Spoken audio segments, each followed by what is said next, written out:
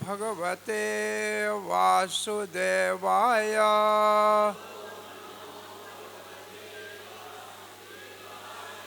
ओम नमो भगवते वासुदेवाय।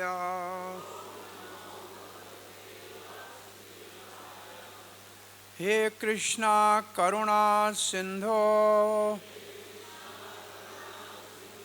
दीनबंधो जगत्पते गोपेश गोपिका कांता राधा कांता नमस्तुते। तप्त कंचन गौरांगी राधे वृंदावन ईश्वरी। वृषभानो सुते देवी प्रणमामि हरिप्रियाये।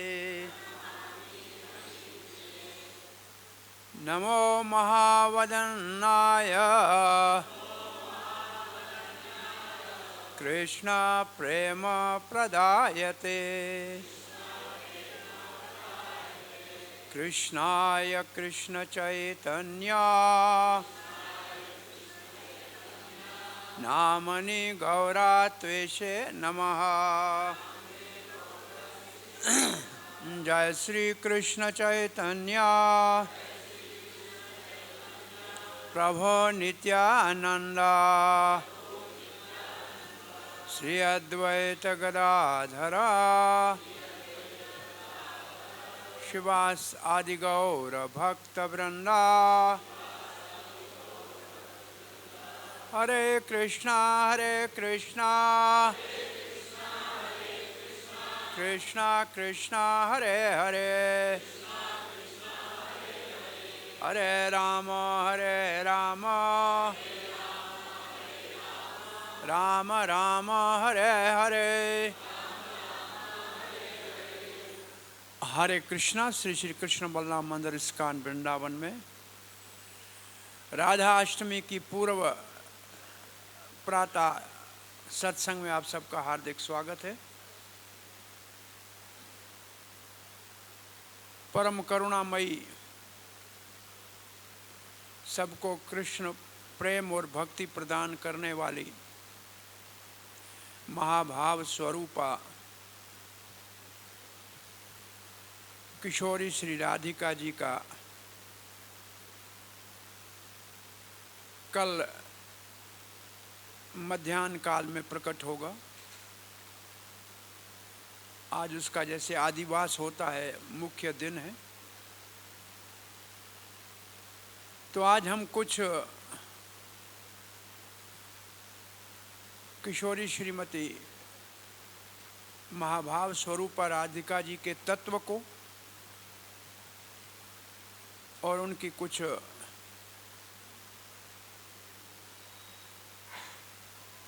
प्रेममयी लीला।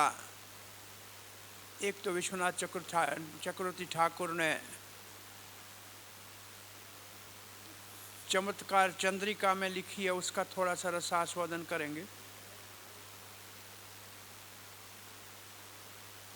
तो आइए पहले राधा तत्व क्या है उसका रसास्वादन करते हैं। वैसे राधा तत्व को भगवान श्री गौर हरि के प्रकट से पहले, चैतन्य महाप्रभु के प्रकट से पहले राधा तत्व को और राधा की महिमा को, राधा के प्रेम की सीमा को कोई नहीं जानता था। तो राधा तत्व का प्रकट्य, राधा तत्व का सिद्धांत भगवान श्री गौर हरि ने स्वयं राधा भाव और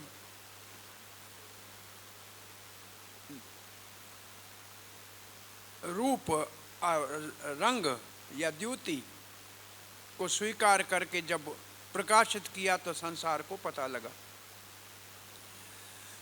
स्वरूप दामोदर जो श्री चैतन्य महाप्रभु के बहुत अंतरंग पार्षद श्रीमती ललिता जी का अवतार थे,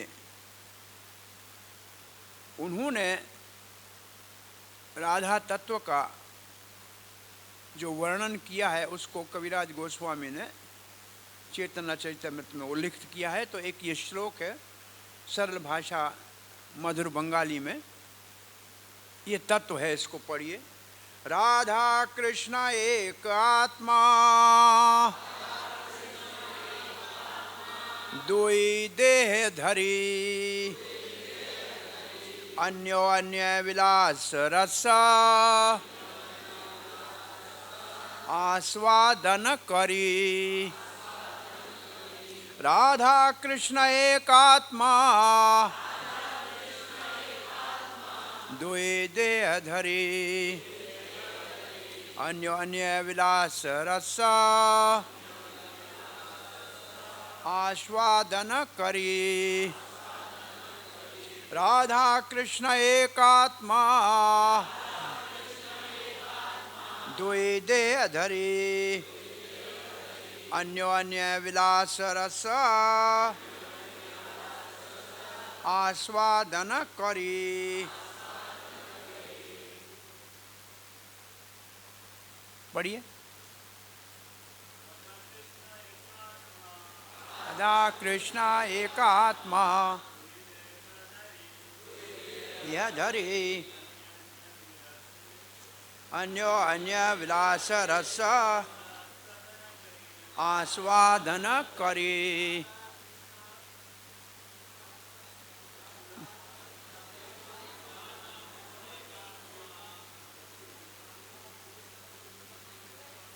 राधा कृष्ण एक आत्मा दुई देह धरी, अन्यो अन्य विलास रस आस्वादन करी। राधा कृष्ण एक आत्मा दुई देह धरी, अन्यो अन्य रस आस्वादन करी। राधा कृष्ण एक आत्मा दुई देह धरी, अन्यो अन्य विलास रस आस्वादन करी। राधा कृष्ण एक आत्मा दुई देह धरी, अन्यो अन्य विलास रसास्वादन करी। राधा कृष्ण एक आत्मा, तो बहुत सरल है समझने कि राधा कृष्ण की आत्मा एक है। दुई देह धरी, और देह दो है। आत्मा एक है, देह दो है। शरीर दो है, आत्मा एक है। ये बहुत बड़ी बात है, इसको समझना चाहिए कि राधा और कृष्ण दो नहीं हैं। प्रभुपाद जी कहते थे राधा कृष्ण भगवान है नहीं, राधा कृष्ण भगवान है। दो देह धरी, देह दो हैं परंतु आत्मा एक है। बोला फिर दो देह क्यों धर ली? अन्यो अन्य, एक दूसरे को विलसे रस आस्वादन करी।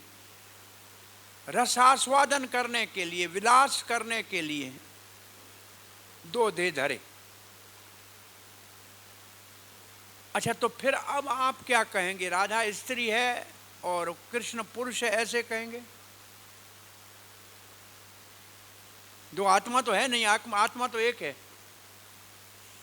जैसे अग्नि है, उससे रोशनी निकलती है, गर्मी निकलती है, तो अग्नि और गर्मी को स्त्री कहेंगे, पुरुष कहेंगे? स्त्री पुरुष कुछ नहीं कहेंगे। और अग्नि को भी ऐसा नहीं कहेंगे पुरुष है और उससे निकलने वाली रोशनी स्त्री, ऐसा तो नहीं है ना। तो पहले तो ये समझना चाहिए कि राधा कोई सामान्य लड़की स्त्री नहीं है। वो भगवान की शक्ति है। परंतु जब कहेंगे परिभाषा में, बोलने में कहेंगे अगर राधा के सामने, तो राधा जी को अगर कहेंगे तो स्त्रीलिंग में कहते हैं, उसका भाव क्या है? उसका भाव ये नहीं है कि वो स्त्री है, इसका भाव है कि वो भगवान श्री कृष्ण के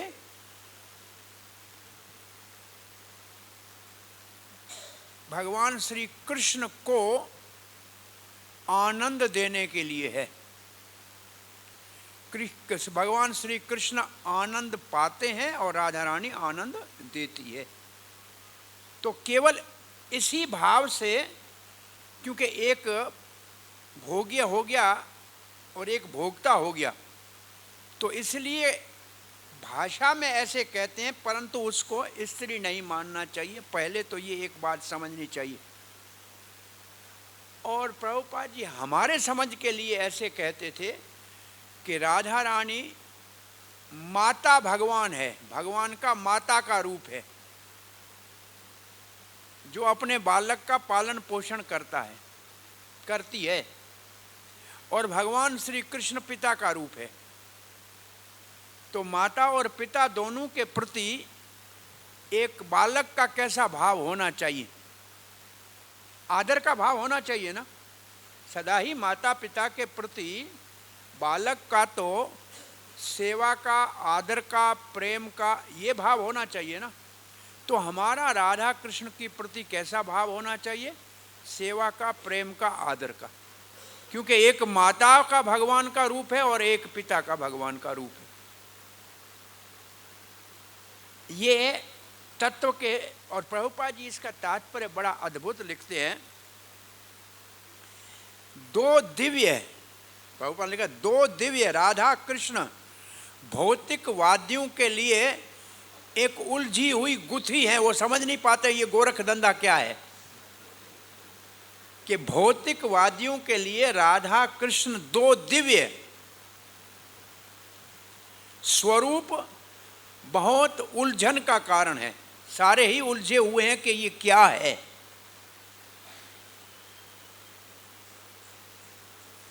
ये जो राधा कृष्ण के तत्व का वर्णन किया है स्वरूप दामोदर दास, जो चैतन्य महाप्रभु के अंतरंग पार्षद थे, उन्होंने अपनी डायरी में लिखा है। और प्रभुपाद जी आगे लिखते हैं,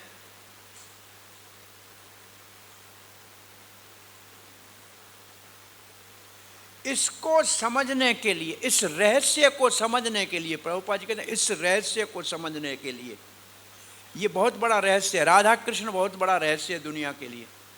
इसको समझने के लिए आध्यात्मिक एक अंदर में भाव उत्पन्न होना चाहिए।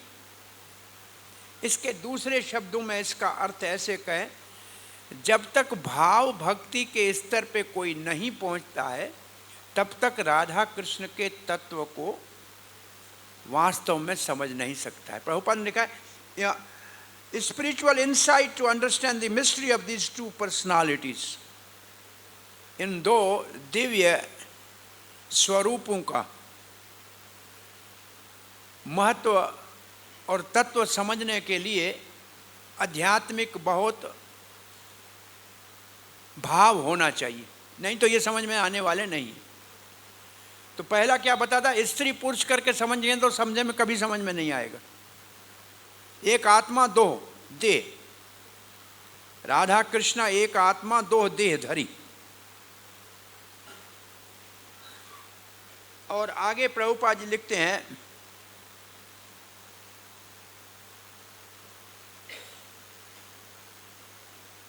अंग्रेजी में लिखा है बड़ा अच्छा, one is enjoying in two. क्या कहेंगे इसको? एक दो रूपों में आनंद ले रहे हैं, है एक लेकिन दो रूपों में आनंद ले रहे हैं। जब ये कहते हैं तो राधा कृष्ण को समझना थोड़ा मुश्किल है, परंतु जब ये दो एक बन के चैतन्य महाप्रभु के रूप में आए तब तो समझना हमारे लिए आसान हो गया। तब बहुत आसान हो गया ये समझना, जब ये चैतन्य महाप्रभु के रूप में आए। तो उससे तो मिलना, वो तो सबको आलिंगन कर लेते थे, मिल लेते थे, उससे मिलने में तो कोई, ये हमारी बुद्धि में जो स्त्री और पुरुष का भाव वो तो था नहीं, वो तो सन्यासी थे। हमारा जब कलकत्ते में मंदिर था इस्कॉन का, बहुत प्रभुपाद जी के ज़माने में, बहुत पहले दिनों में, तो उस मंदिर में वो एक बहुत बड़े ज़मींदार का कोठी थी, वो मंदिर बनाया हुआ था, और जो उसका मालिक था मकान, वो भगवान चैतन्य महाप्रभु का बहुत अच्छा भक्त था। और प्रभुपाद जी के पहले शिष्यों में एक सन्यासी अच्युतानंद, जिन्होंने बंगाली सीखी थी, बंगाली पहले भजन उन्होंने लिखे थे, गौड़िया वैष्णव भजन बंगाली उन्होंने पहले लिखे थे। उनको बुला के कहने लगा, देखो दूध होता है, चीनी होती है, दोनों को मिलाते हैं तो रसगुल्ला बनता है, तो रसगुल्ला तो बहुत अच्छा होता है। तो अच्युत ने कहा, हाँ जी ठीक है, रसगुल्ला बहुत अच्छा होता है। बोला, ऐसे ही राधा कृष्ण चीनी और दूध है, और चैतन्य महाप्रभु रसगुल्ला है। तो बहुत मीठा हो गया, मधुर हो गया। इसके ऊपर एक और, प्रभुपाद जी एक बार कथा करके सत्संग बंगाल में बाहर निकले, तो बाहर बंगाल का रसगुल्ला रखा हुआ था। तो किसी ने कहा कि श्रील प्रभुपाद, बहुत अच्छी बंगाली मिठाई है। प्रभुपाद ने कहा, एक ही बंगाली मिठाई मैं जानता हूँ सबसे अच्छी। बोला, कौन सी जानते हैं? ये रसगुल्ला ही तो सबसे अच्छा है। बोला, नहीं, एक बंगाली मिठाई सबसे अच्छी है। बोला, कौन सी? बोला, चैतन्य चरितमृत। इतनी मधुर बंगाली में चैतन्य महाप्रभु का जो लीला का वर्णन किया है, वो सबसे मधुर चैतन्य चरितमृत है। तो अच्युतानंद थोड़ा सा, जैसे यहाँ प्रभुपाद ने लिखा है कि ये दो पर्सनालिटीज बहुत बड़ा पजल है, पर दो पर्सनालिटी पजल है। इसका अर्थ क्या? Two transcendental personalities are a puzzle for materialist. भौतिक बुद्धि और भौतिक मन रखने वाले मूर्खों के लिए ये दो दिव्य पुरुष, दो दिव्य स्वरूप बहुत बड़ा क्या है? पजल किसको कहते हैं?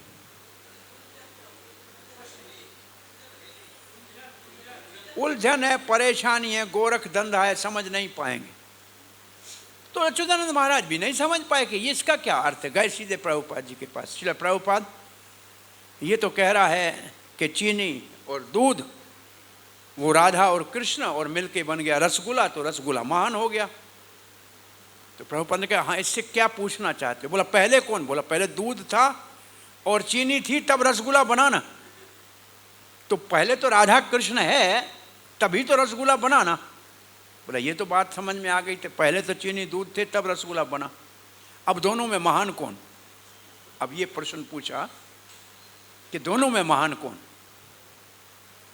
प्रभुपाद थोड़ी देर शांत हो गए। शांत होने के बाद अपने दीवार के ऊपर चित्र लगे हुए थे। एक चित्र में कृष्ण राधा रानी के चरणों को पकड़ के मना रहे थे। राधा रानी मान करके बैठी थी और चैतन्य और कृष्ण भगवान मना रहे थे। तो प्रभुपाद ने कहा, देखो राधा रानी महान है, कृष्ण चरणों को पकड़ के मना रहे हैं। इतना कह के फिर दूसरा एक चित्र देखा प्रभुपाद ने दीवार पे ऊपर, जिसमें भगवान श्री कृष्ण नंद बाबा के खड़ाऊ सर के ऊपर उठा के आ रहे थे। प्रभुपाद ने, देखो नंद बाबा महान है, कृष्ण उसके चप्पल सर के ऊपर के उठा के जा रहे हैं। और प्रभुपाद ने फिर कहा, भगवान का भक्त भगवान से महान होता है।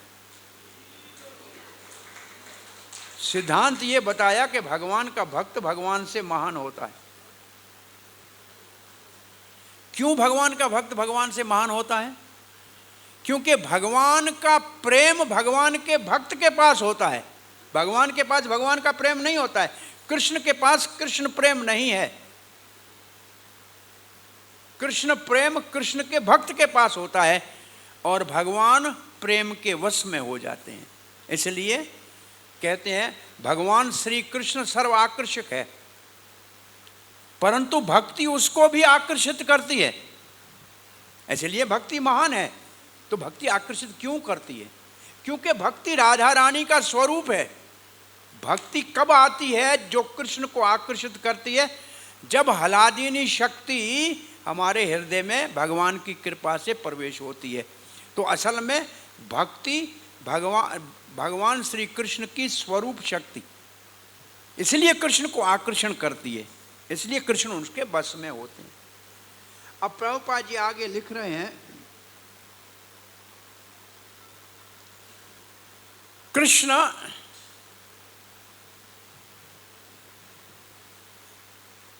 शक्तिमान है और राधा रानी उसकी अंतरंग शक्ति है,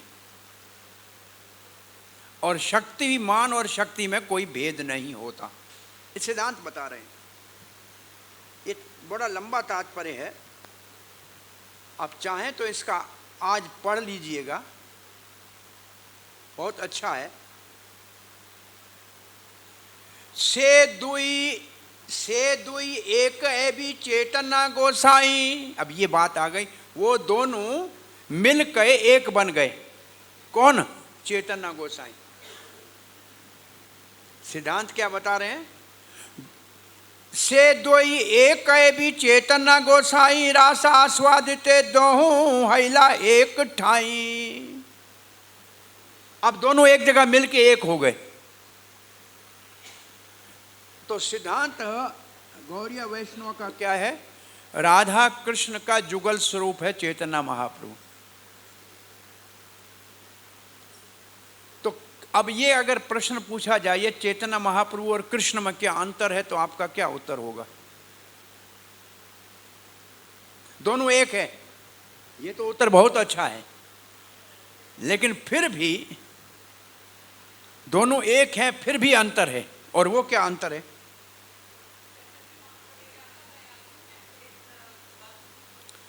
चैतन्य महाप्रभु अति दयालु है। क्यों?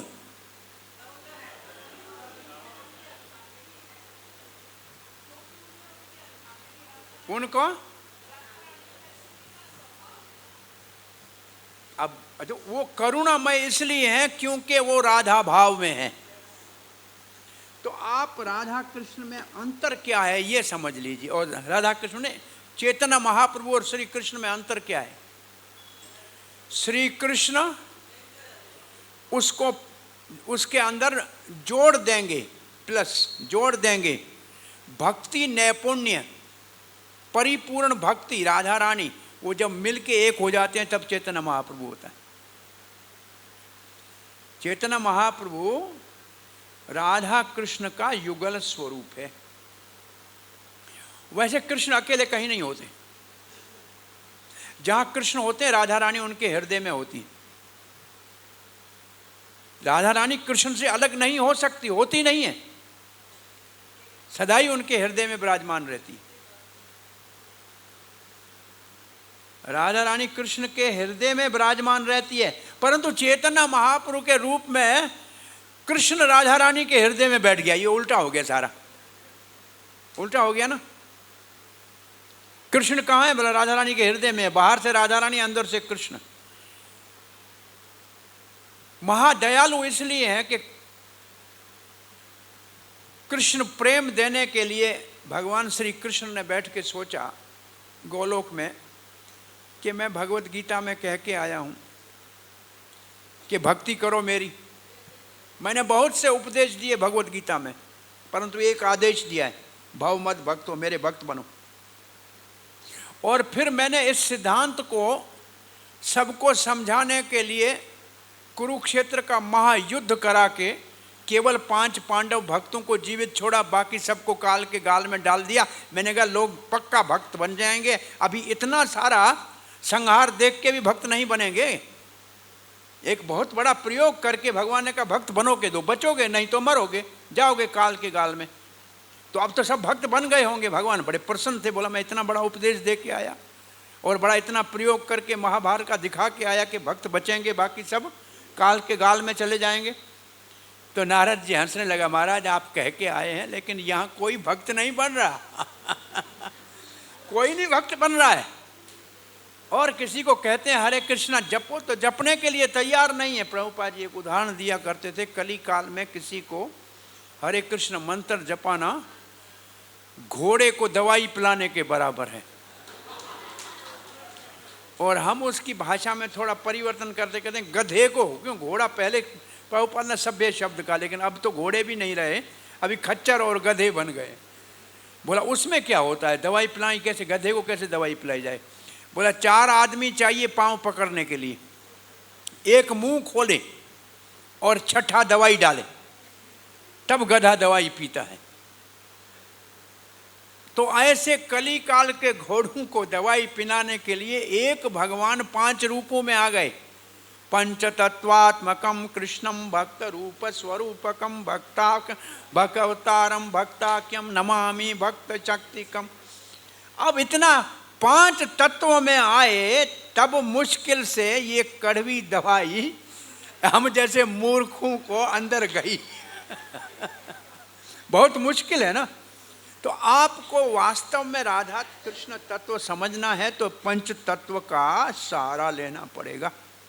राधा कृष्ण के प्रेम के खजाने को खोलने की चाबी है श्री कृष्ण चैतन्य प्रभु नित्यानंद श्री अद्वैत गदाधर शिवास आदि गौर भक्त वृंद। ये 5 तत्वों में भगवान को आना पड़ा, नहीं तो ये बहुत संभव नहीं था। तो नारद जी की बात सुन के कृष्ण ने कहा मैं तो, अब बात मेरे को समझ में आई, मैं बता के तो आया हूँ भक्त कैसे बनना, मैं भक्त बनूं, लेकिन भक्त कैसे बनना ये तो नहीं सिखाया मैंने स्वयं उदाहरण से नहीं सिखाया। और भगवत गीता में भगवान कहते मैंने ही तो कहा है कि यद यद आचरति श्रेष्ठ।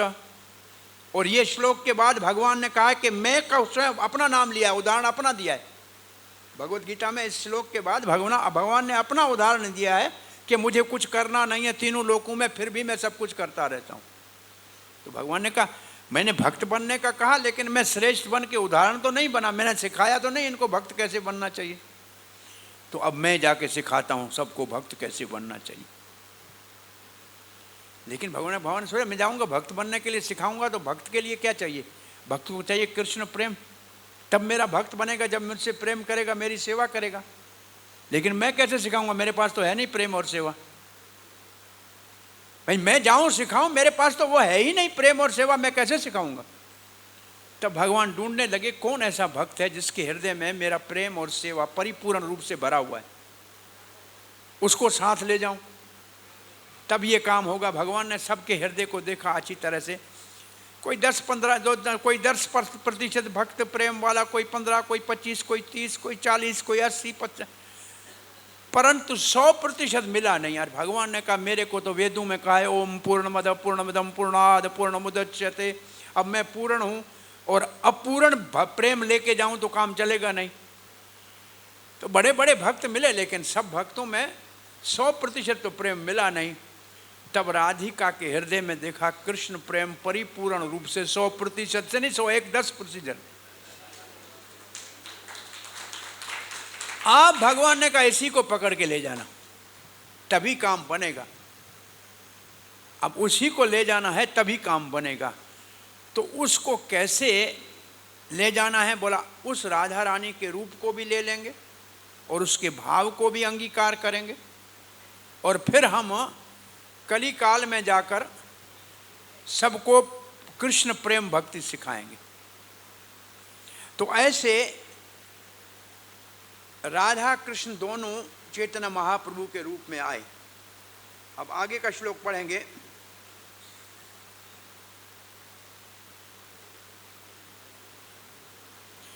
राधिका है क्या, तत्व क्या है भाई, 2 आत्मा एक है 2 शरीर है, तो तत्व क्या है। तब लिखा है राधिका है न कृष्णेर प्रणय विकार। क्या है, राधिका है न कृष्णेर प्रणय विकार। प्रणय किसको कहते हैं, प्रभुपाद ने सिर्फ एक ही शब्द लिखा है प्रेम, लेकिन आप लोग भक्ति रसामृत सिंधु में प्रेम तक के तो सब स्तर जानते हैं ना। पहले श्रद्धा, फिर साधु संग, फिर भजन क्रिया, फिर अनर्थ निवृत्ति, फिर निष्ठा, फिर रुचि, फिर आसक्ति, फिर भाव और फिर प्रेम। यहाँ तक है भक्ति रसामृत सिंधु में। इसके बाद श्रील रूप गोस्वामी ने लिखा है उज्ज्वल नीलमणि, उसमें भाव प्रेम से ऊपर 8 स्तर और लिखे। भाव, प्रेम, स्नेह, और फिर है मान, और फिर है प्रणय, फिर है महाभाव। और महाभाव केवल राधा राधिका पहुंचती है, उस कोई और महाभाव तक नहीं पहुंचता। तो कृष्ण का प्रणय विकार, प्रणय कहते हैं असल में जब प्रेम करने वाले और प्रेमी में कोई भेद न बच जाए, दोनों एक हो जाए, प्रणय वो स्तर होता है। और ये प्रणय शब्द भक्ति विनोद ठाकुर के भजन में आता है। कहाँ आता है, किसी को याद है? जे सब स्थाले कृष्ण क्या है? गौर हमारे, गौर हमारे। देखो ये भाषा जो है, ये अगर समझ में आ जाए तो भक्ति अपने आप आ जाए। गौर हमारे, हमारे कहने का मतलब गौर मेरा है, इसका मतलब ममता है।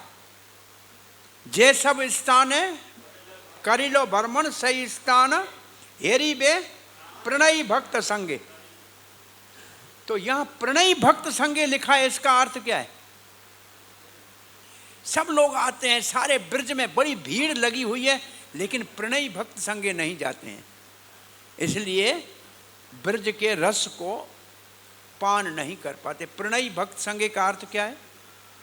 ऐसा भक्त जो कृष्ण प्रेम में, कम से कम कृष्ण भाव और प्रेम जिसके हृदय में उदित हुआ हो, उसके संग में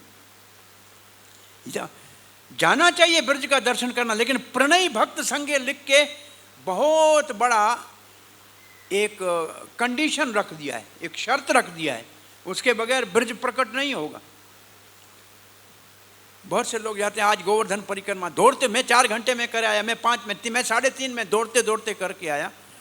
तो हमारे भुवनेश्वर पर वो अब रहे नहीं, वो कोई आया महाराज, बोला परिक्रमा करने गया था, उसने बोला उसके ऊपर कृष्ण को बांसुरी बना बजाते हुए देखा था गोवर्धन पे। बोला नहीं, फिर बोला क्या करने गए थे? आज तू गए थे, दौड़ दौड़ के भाग के आए, तुम्हें कृष्ण नहीं दिखा वहां, फिर गए क्यों थे? प्रणयी भक्त संग जाएंगे तो सब लीला स्त्रियों में लीला हमारे हृदय में स्फुरित होगी, वो भक्त के हृदय से लीला प्रकट होगी। स्थान पे जाएंगे तो भक्त के हृदय से लीला प्रकट होगी। प्रणयी भक्त संगे, तो राधा क्या है? राधा तत्व क्या है? राधा है न कृष्णेर प्रणय विकार, स्वरूप शक्ति हलादिनी नाम जार। अब यह तत्व स्पष्ट हो गया।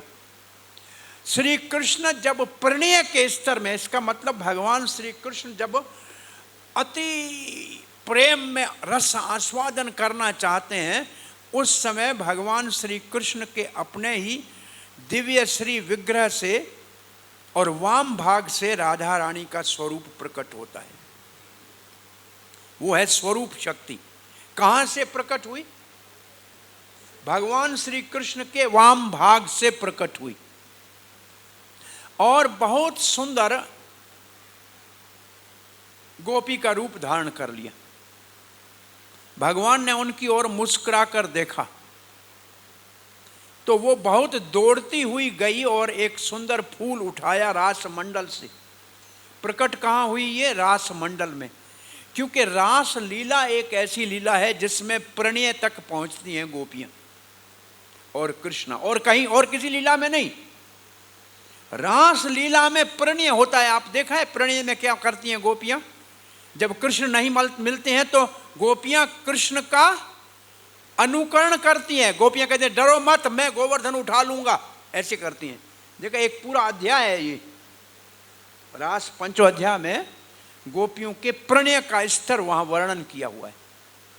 वो ये गीत का नाम ही प्रणय गीत है। गोपियों के गीत में एक गीत का नाम ही प्रणय गीत है। तो प्रणय के स्तर जो है केवल रास विहार में, इसलिए श्री कृष्ण रास मंडल में, गोलोक धाम में, अपने धाम में रास मंडल में जब रास विहार करने के स्तर के ऊपर प्रणय के स्तर पे आए तो उन्हीं के अपने श्री विग्रह से सुंदर ये गोपी प्रकट हुई और कृष्ण ने मुस्कुरा कर देखा तो और मनोहर लावण्य ललित छवि से दौड़ती हुई गई और एक सुंदर पुष्प लाके श्री कृष्ण के चरणों में अर्पण किया। तो दौड़ने को कहते हैं संस्कृत में धावना। और प्रकट कहाँ हुई? रास मंडल में। और काम क्या किया? कृष्ण की आराधना। तो उसका नाम हो गया राधा। राधा ऐसे नाम हो गया। रास मंडल में प्रकट होके धावती हुई, दौड़ती हुई, पुष्प लाकर कृष्ण की आराधना किया, इसलिए उसको राधा कहा जाता है। और आराधना ही शब्द भागवत में राधा के लिए आया है। आराधिता न्यूनम एक शब्द आया है 30वें अध्याय में 10वें स्कंद के, आराधिता। वो राधा रानी का वहाँ शब्द भागवत में ये आराधिता शब्द से राधा रानी को सूचित किया गया है। तो अब ये राधा के तत्व की बात हो गई। अब एक और बात करते हैं, कहा करेगी क्या? राधा रानी को भगवान ने प्रकट किया अपने प्रणय भाव में, अब राधा रानी का कार्य करेगी। तब ये बड़ा सुंदर श्लोक है, सुनिए। हलादिनी कराए कृष्ण आनंद आस्वादन। हलादिनी शक्ति क्या कराएगी? कृष्ण को आनंद आस्वादन, कृष्ण को परम रस का आस्वादन कराएगी। तो आप लोग भक्त कहेंगे कृष्ण को रस आस्वादन करेगी तो हमारा क्या, हमको क्या मिलेगा? बोला आपको मिलेगा प्रसाद। क्या प्रसाद मिलेगा? देखो दूसरी लाइन को ध्यान से पढ़ो। हलादिनी द्वारा करे भक्तेर पोषण। हम सबकी भक्ति का पोषण भगवान श्री कृष्ण हलादिनी शक्ति के द्वारा करते हैं। इस श्लोक को अगर आप समझ गए तो आपको राधा की कृपा को प्राप्त करके और कृष्ण के प्रेम को प्राप्त करने में आसानी हो जाएगी कि राधा रानी के द्वारा कृष्ण हमारी भक्ति का पोषण करते हैं। अब आप समझ लिए, भक्ति जो है वो राधा रानी की के संरक्षण में है। भक्ति स्वरूप शक्ति भगवान की है। भक्ति भगवान की स्वरूप शक्ति के संरक्षण में। आके प्रभुपाद ने लिखा है बहुत अच्छी तरह से, आप ध्यान से पढ़ेंगे। जब किसी भक्त के हृदय में भगवान हलादिनी शक्ति का प्रवेश कराते हैं तभी प्रेम जागृत होता है। लिखा है ऐसे। ये तो प्रेम जागृत हुआ, लेकिन जाने किसके लिए प्रेम है? उसके लिए भगवान अपनी दूसरी शक्ति संवित, कौन सी शक्ति? उसका काम क्या है? समवित शक्ति का काम है कृष्ण की पहचान कराना। कृष्ण को कैसे जाने, वो जानकारी संवित शक्ति देती है। और हलादिनी शक्ति आनंद का आस्वादन कराती है। ये दो शक्तियां। और तीसरी कौन सी शक्ति? अंतरंग शक्ति एक है, उसके 3 विभाजन है। कौन से है? सम, सैंदनी, संवित और हलादिनी। और जो सैंदनी है वो भगवान का स्वरूप है। भगवान की माता, पिता, धाम, बिस्तर, ये सब संवित शक्ति का विस्तार है। और भगवान जो शुद्ध सत्व है ये संवित शक्ति है। संवित शक्ति क्या है? विशुद्ध सत्व। जो भगवान का स्वरूप, भगवान के माता पिता, ये सब संवित शक्ति के द्वारा। हलादिनी शक्ति कृष्ण से, कृष्ण की पहचान कराती है। कृष्ण अपने आप को जानते हैं और भक्त कृष्ण को उससे जान सकते हैं, परंतु रसास्वादन करने के लिए हलादिनी शक्ति चाहिए। एक ही शक्ति के ये 3 भाग हैं। ये तो थोड़े सिद्धांत भारी हो रहे हैं, लेकिन फिर भी कुछ आह्लादिनी शक्ति, ये 3 शक्तियों का वर्णन है। इसके आगे बढ़ते हैं। संयंजनी शक्ति क्या है ये लिखा है यहाँ।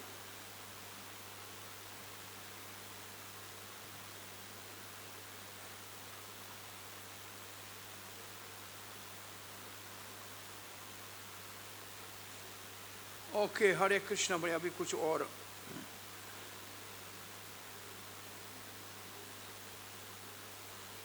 इसके बाद क्या लिखा है वो भी बता के फिर मुख्य 2 श्लोकों के बाद 2 लीलाओं का वर्णन करना है।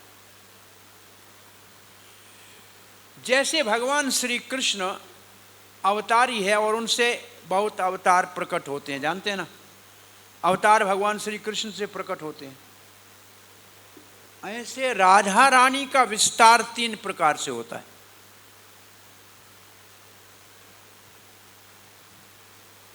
जितनी लक्ष्मियां वैकुंठ में है वो राधा रानी का विस्तार है। राधा रानी अपने से विस्तार करके सब लक्ष्मियों को वैकुंठ में प्रकट करती है। तो एक राधा रानी का विस्तार कौन है? जितनी भगवान श्री कृष्ण की द्वारका में महेशी महारानियां हैं वो राधा रानी का प्रतिबिंब है। क्या है? प्रतिबिंब है।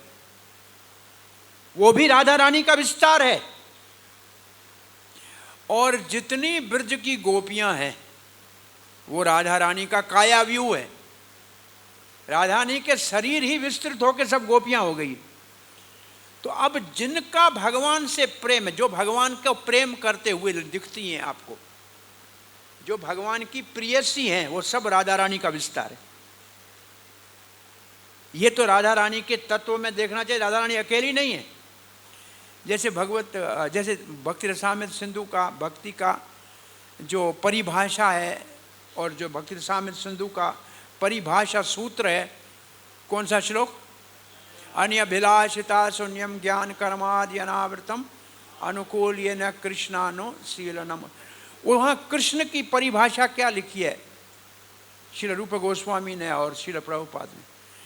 कृष्ण का अर्थ है कृष्ण, कृष्ण के सब अवतार, गुरु वर्ग, परंपरा, भक्त और कृष्ण के संबंधित सब चीजें कृष्ण में आ जाती हैं। ऐसे जब राधा रानी हम कहते हैं तो राधा रानी में सारी लक्ष्मियां आ जाती हैं, सारी द्वारका की रानियां आ जाती हैं और सारी गोपियां आ जाती हैं। वो सब राधा रानी का विस्तार है। कोई राधा रानी से अलग नहीं है। विशेष रूप से गोपियों को सहचरी कहते हैं। क्या कहते हैं? सहचरी का अर्थ क्या है? साथ में विचरण करने वाली। जो राधा रानी के मन में भाव होता है वही मन गोपियों के भाव में मन आता है। एक ही बटन एक है और सबका भाव एक जैसा हो जाता है, ये साथ साथ चलता है। ये हुई दूसरी बात। राधा रानी का विस्तार कितना हो गया? अब गोपियों वाला पढ़ लेता हूं। आकार स्वाहा भेदे ब्रज देवी गण काया व्यूह रूप तहार रसेर कारण। आकार स्वभाव भेद, इसका मतलब क्या है? गोपियों का आकार का मतलब उसका शक्ल अलग है और भाव अलग है, उसमें भेद है। परंतु ब्रज देवी गण काया व्यू राधा रानी के शरीर का ही विस्तार है। ऐसे विस्तारों के लिए 2 शब्द, कृष्ण के विस्तार के लिए 2 शब्द हैं। क्या कहते हैं? प्रकाश और विलास। क्या कहते हैं? वैभव विलास और वैभव प्रकाश। ऐसे राधा रानी का भी यहाँ जो है ये प्रकाश, ये विलास, यहाँ लिखा है विलास। ब्रज देवी गण भेद, ब्रज देवी गण आकार स्वभाव भेद एक जैसा नहीं है, शक्ल में एक जैसी नहीं है, भाव एक जैसा नहीं है, परंतु है सब राधा रानी का ही विस्तार। अब एक मुख्य बात आगे कहते हैं।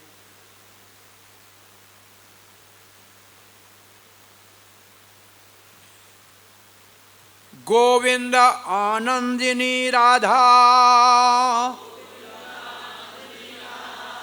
गोविंद मोहिनी, गोविंद सर्वस्व सर्वकांता श्रोमणि। अब ये राधा रानी का भाव है।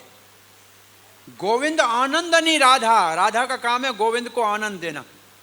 और गोविंद मोहिनी, गोविंद को मोहित करती है, गोविंद को आकर्षित करती है।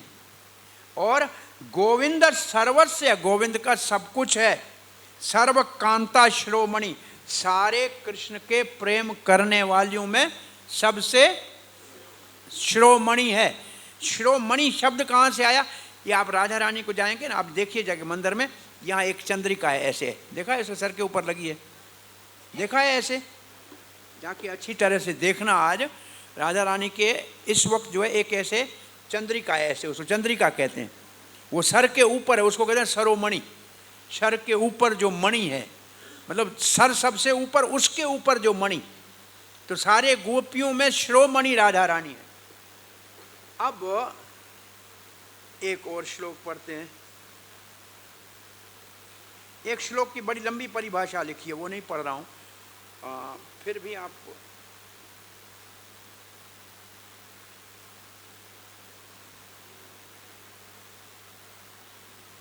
ये श्लोक जो है ब्रद गौतम तंत्र से है।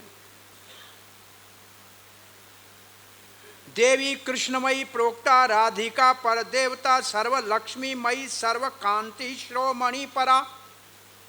इस श्लोक के परिभाषा में 5-7 श्लोक और कविराज गोस्वामी में लिखी है। हर एक शब्द की परिभाषा लिखी है। देवी का अर्थ क्या है, कृष्णमयी का अर्थ क्या है, राधा पर देवता सर्व लक्ष्मी का अर्थ क्या है, और ये सब एक एक शब्द का बहुत विस्तार से अर्थ किया है। और इस अर्थ करने के बाद एक लीला हम कहते हैं, वो लीला आप कहते हैं।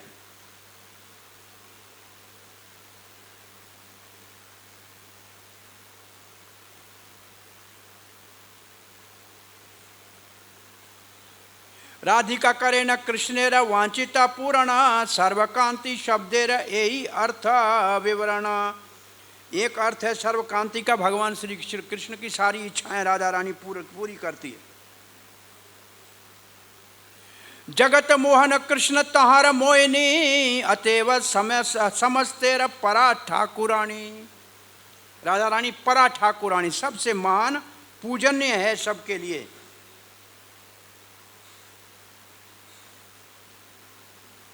अब ये भी बहुत अच्छा उदाहरण है। मृग मद तार गंध यही छे अवच्छेद। मृग में और उससे उसके अंदर जो मृग में क्या होता है, मस्क को क्या कहते हैं, कस्तूरी, और मृग को अलग नहीं किया जा सकता है।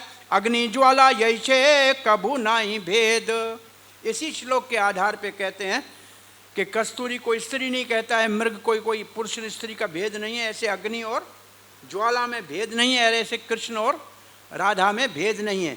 जहाँ कृष्ण है वहाँ राधा तो है ही।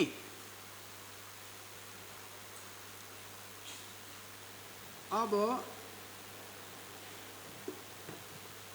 कृष्णमयी राधे का अर्थ है अंदर बाहर सब जगह। अरे टाइम हो गया। अंदर बाहर राधा के कृष्ण ही स्फुर है। हमको 2 लीलाएं आपको कहनी थी, अब क्या करें।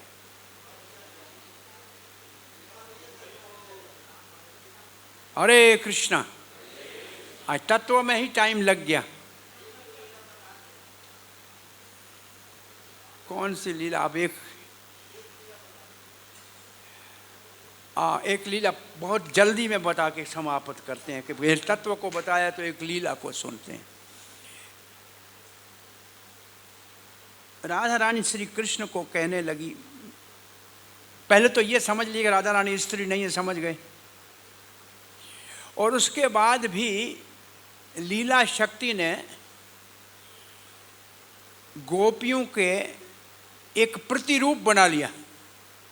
एक वास्तव गोपी, एक उसका प्रतिरूप बना लिया, और प्रतिरूप सारी गोपियों का विवाह करा दिया गोपों के साथ। क्योंकि दो प्रकार के भाव है कृष्ण और गोपियों के बीच में, एक स्वकीय एक परकीय। स्वकीय का मतलब जो गोपियां छोटी कात्यायनी का व्रत कर रही थी कि कृष्ण हमको पति के रूप में मिले, वो स्वकीय भाव है। और दूसरी गोपियां थी जो विवाहित थी और कृष्ण से प्रेम करती थी, वो परकीय भाव है। तो राधा रानी ने एक दिन श्री कृष्ण को कहने लगी,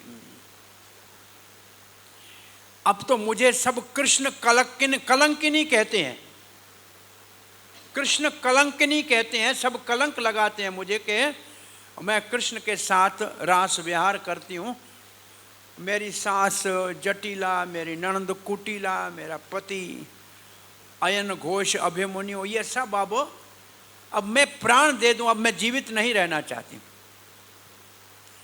श्री कृष्ण ने कहा, राधिका प्रिया, ये सब तुम्हारा चरण पकड़ेंगी,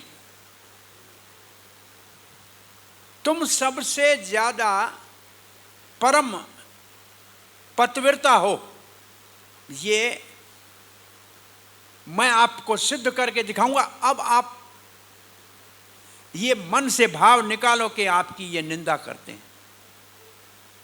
ये रात को राधा रानी ने कृष्ण को कह दिया। सुबह जाके कृष्ण घर में सोए, उठे ही नहीं। जशोदा मैया ने कहा, लाला उठो, गैया चराने जाना है। बोल नहीं रहे हैं। नजदीक जाके देखा, बहुत गर्म। क्या हो गया? बोल भी नहीं है, मूर्छित पड़े हैं, बोलना ही बंद है, सारा बुखार ऐसा चढ़ गया। अब तो परेशान हो गए, इधर भागो उधर भागो, कहीं वैद्य को लेके आओ, डॉक्टर आ जाने को बुलाना पड़ेगा, किसी को ले आओ, दिखाना पड़ेगा। अब कोई वैद्य डॉक्टर कहाँ से लाए, कैसे मिलेगा? बहुत चिंतित हो गए, सब जगह भगाया, इधर जाओ उधर जाओ। नंद बाबा सुना, उपनंद चले गए, ग्वाल भागने लगे, क्या करें कृष्ण का। तो एक बहुत सुंदर वैद्य हाथ में दवाई लिए हुए और घोषणा करता हुआ चल रहा है, मैं सब बीमारी का इलाज जानता हूँ, किसको जो रोग है उसका मैं ठीक कर दूंगा। अब तो इन्होंने देखा कि चलिए नंद भवन में, उनका लाला ठीक नहीं है, आप देखिए। वहाँ आके बैठा, बोला इसकी बीमारी का दवाई तो मेरे पास है, दवाई बहुत अच्छी है, बस एक परेशानी है, और जिस पानी से दवाई को मिलाना है ना, वो पानी जमुना जी से भर के आना है, और किसी पतिव्रता स्त्री को भर के आना है। लेकिन भर के आना है उस बर्तन में जिसमें 100 छेद हैं।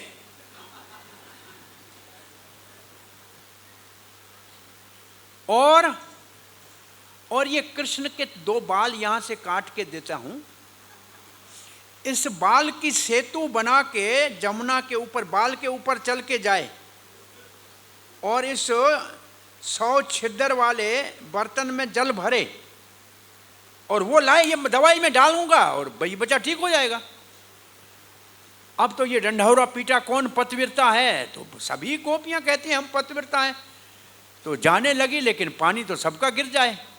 तो वो जटिला जी, वो तो कहती है सूर्य साक्षी है मैं पतिव्रता हूं, और उठाया पुरण, वो उठाया बर्तन और बाल के ऊपर पांव रखा, सीधी नदी में गिरी। अब सब हंसने लगे कि आ गई पतिव्रता, महान है। अब उसकी ननद जटिला कहती है मैं तो निश्चित रूप से पतिव्रता हूं, सर्वदेव साक्षी है, मैं जाती हूं। उठाया उसने, वो तो कीचड़ में गिरी। अब तो हाहाकार मच गया। तो यशोदा मैया ने कहा मैं जाती हूं, मैं पतिव्रता हूं। वैद्य कहता है ये एक बात और लिखी है इस किताब में कि माता के हाथ का पानी काम नहीं करेगा। अब वैद्य जी फिर कौन? बोला मैं ज्योतिष भी जानता हूं, अभी बैठ के मैं हिसाब करता हूं। ऐसे लकीरें निकाले, हिसाब करे, बहुत कर रहा है। बोला आपके यहाँ कोई एक महान पतिव्रता राधिका के नाम से है क्या? अच्छा, बोला है ना, बोला वो ला सकती है। अब वैद्य जी ने ये कह दिया वो ला सकती है। अब तो सबने, ललिता ने कहा, विशाखा ने कहा, श्री राधे पानी लेने। बोला पानी बाल के ऊपर चल के जाना है, इसमें पानी लेना है, ये कैसे काम होगा? बोला चलो श्री कृष्ण के लिए तो करना है, कुछ भी करेंगे। बाल के ऊपर चली राधा, बाल के ऊपर चल गई पानी के लिए। और जब जमुना में देखिए वो सांवला रंग जमता, जमुना तो है नीली, और उसके अंदर मुस्कुराता हुआ कृष्ण बांसुरी बजा रहा है। वो देख रहा है कि नीचे कृष्ण खड़ा है, बाल को सहारा दे के, बाल गिरेगा तो नहीं। उसको डर खत्म हो गया। फिर जाके, ललिता देखो पानी में गिरी तो नहीं हो, भीगी तो नहीं? नहीं नहीं नहीं, बिल्कुल ठीक हो। तो बोला फिर ये बस भर लो। तो अंदर डाला तो 1000 उंगलियां ऐसे छिद्रों के नीचे कृष्ण ने लंबी करके डाल दी। अब पानी गिरे ना। वो कृष्ण की उंगलियां राधा रानी देख रही है। अब मुड़ के वापस पानी लेके आई, और पंडित जी ने तो जो पड़ा था उसके पास चीनी मिलाए पानी में, ऐसे कृष्ण के छू। कृष्ण ने कहा अब मैं बिल्कुल ठीक हूं। अब तो सारा ब्रज कहने लगा एक ही पतिव्रता सा पूरे ब्रज में है, राधा रानी की।